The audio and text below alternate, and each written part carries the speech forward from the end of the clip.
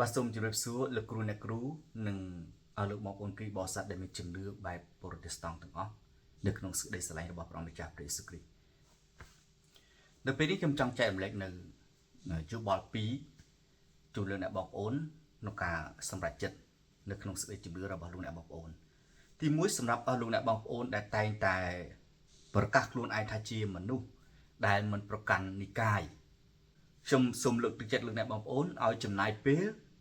ក្នុងការទៅចូលរួមថ្វាយបង្គំព្រះជាមួយនឹងព្រះវិហារកាតូលិកឲ្យបានញឹកញាប់ដើម្បីបញ្ជាក់ថាលោកអ្នកបងប្អូនពិតជាមនុស្សដែលមិនប្រកាន់និកាយមែនប៉ុន្តែបើលោកអ្នកបងប្អូនថាលោកអ្នកបងប្អូនជាមនុស្សដែលមិនប្រកាន់និកាយទេតែមិនដែលចំណាយពេលទៅចូលរួមថ្វាយបង្គំព្រះជាមួយនឹងខាងព្រះវិហារខាងកាតូលិកសោះនោះមានន័យថាបងប្អូនជាមនុស្សដែលប្រកាន់និកាយហើយការដែលនិយាយថាបងប្អូនមិនប្រកាន់និកាយគឺជាលេសឬក៏ជាការកុហកប៉ុណ្ណោះឯងពីព្រោះនៅក្នុងជំនឿគ្រីស្ទបរិស័ទនៅក្នុងប្រទេសខ្មែររបស់យើងបានបែងចែកជាពីរធំគឺគណៈនិកាយកាតូលិកនិងគណៈនិកាយប្រូតេស្តង់ហើយនៅក្រោមកាតូលិកនោះគឺមានព្រះវិហារជាច្រើនផ្សេងទៀតហើយនៅក្រោមគណៈនិកាយប្រូតេស្តង់មានព្រះវិហារនិកាយច្រើនផ្សេងទៀតនេះជាការរៀបចំរបស់រដ្ឋាភិបាលដើម្បីរក្សាសណ្ដាប់ធ្នាប់និងសុខដុមនីយកម្មផ្នែកសាសនានៅកម្ពុជាចំណុចទី2បើលោកអ្នកបងប្អូនថាលោកអ្នកបងប្អូនមិនប្រកាន់ងារនោះទេចង់គ្រូកង្វាលក៏បានចង់បូជាចារក៏បានអញ្ចឹងខ្ញុំលើកទឹកចិត្តលោកអ្នកបងប្អូនជាគ្រូដែលប្រកាសខ្លួនឯងថាជាបូជាចារខ្ញុំសូមលើកទឹកចិត្តឲ្យលោកអ្នកបងប្អូនរៀបចំបន្ទប់នៃការលន់តួបាបមួយសម្រាប់គ្រីស្ទបរិស័ទដែលត្រូវមកលន់តួបាបនៅចំពោះព្រះពួកគេអាចទៅបន្ទប់នោះហើយជួបជាមួយនឹងលោកគ្រូអ្នកគ្រូដែលជាបូជាចារក្នុងការសារភាពអំពើបាបពីព្រោះពាក្យបូជាចារមានន័យថាជាសង្ឃហើយមុខងារការងាររបស់សង្ឃ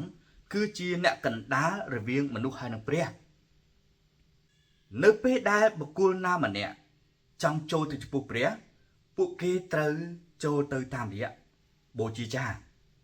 តាមរយៈសង្ឃនោះឯងដោយសារភាពអំពើបាបរបស់ខ្លួនឯងឬក៏ទំនាក់ទំនងជាមួយនឹងព្រះតាមរយៈបូជាចារឬសង្ឃនោះឯងប៉ុន្តែសម្រាប់គ្រូគង្វាលគាត់មិនមែនជាអ្នកកណ្ដាលរវាងមនុស្សហើយនិងព្រះនោះទេ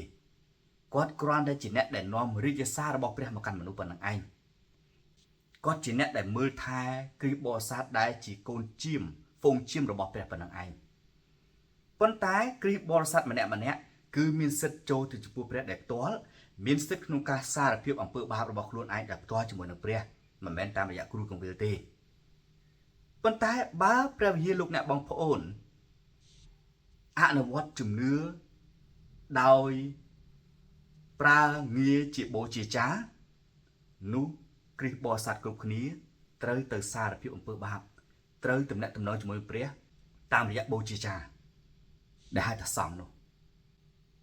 ប៉ុន្តែបើព្រះវិហាររបស់លោកអ្នកបងប្អូន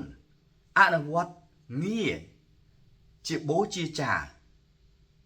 ប៉ុន្តែអត់មានបន្ទប់សារភាពអំពើបាបដែលគ្រីស្ទបរិស័ទអាចចូលទៅជួបបូជាចារនឹងសារភាពបាបដើម្បីឲ្យបូជាចារនឹងនាំអំពើបាបនឹងទៅចំពោះព្រះទេមានន័យថាលោកអ្នកបងប្អូនកំពុងតែវង្វេងជំនឿហើយកំពុងវង្វេងអត្តសញ្ញាណណាអត់ដឹងថាខ្លួនឯងកំពុងស្ថិតនៅក្នុងជំនឿណាពិតប្រាកដអត់ដឹងថាខ្លួនឯងកំពុងតែស្ថិតនៅក្នុងអត្តសញ្ញាណមួយណាពិតប្រាកដនោះទេនេះជាអ្វីដែលខ្ញុំជូនយោបល់លោកអ្នកបងប្អូនប៉ុន្តែបងប្អូនខ្លះគាត់ថាគាត់អត់ប្រកាន់ងារនោះទេសំខាន់បានសេចក្តីសង្គ្រោះងារមិនសំខាន់ទេឥឡូវនេះមានអ្នកដែលបង្កើតងារថ្មីសម្រាប់ព្រះយេស៊ូវគ្រីស្ទគឺអគ្គបរិហិតបើព្រះយេស៊ូវគ្រីស្ទជាអគ្គបរិហិតអញ្ចឹងលោកគ្រូអ្នកគ្រូដែលគ្រប់គ្រងព្រះវិហារត្រូវតែជាបរិហិតអញ្ចឹងបន្តិចទៀតនឹងមានព្រះវិហារមួយចំនួនលែងប្រើគ្រូកង្វាលលែងប្រើបូជាចារគឺប្រើងារបរិហិតពីព្រោះនេះជាងារថ្មី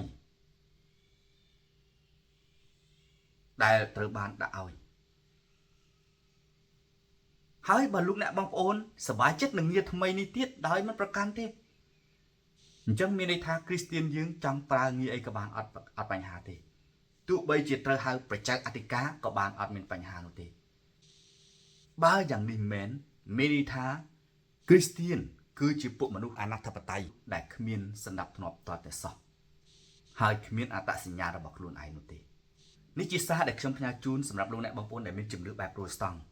ប៉ុន្តែសម្រាប់ព្រះវិហារកាតូលិកឬក៏